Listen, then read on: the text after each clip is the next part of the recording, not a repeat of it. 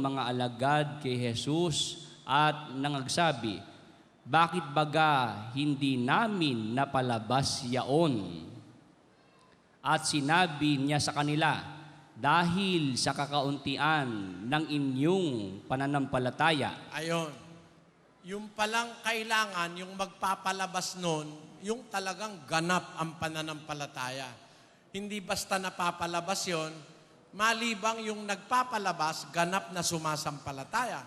Sabi ni Kristo, ang gayo'y hindi napalalabas. Tatapwat ang ganito'y hindi lumalabas, kundi sa pamamagitan ng panalangin at ayuno. Ayon.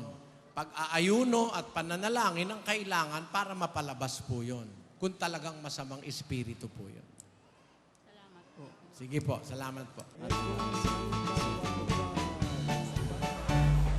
Ang itatanong natin po, halimbawang nalabas ka na, anong gagawin mo sa bagong Jerusalem?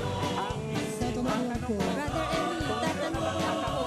Kung totoo po ba yung ibig sabihin nila po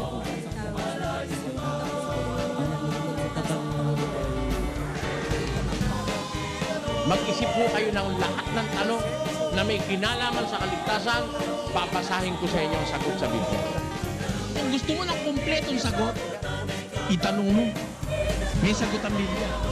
Nakasulat kumpleto, walang bawas, walang labis, walang kulang.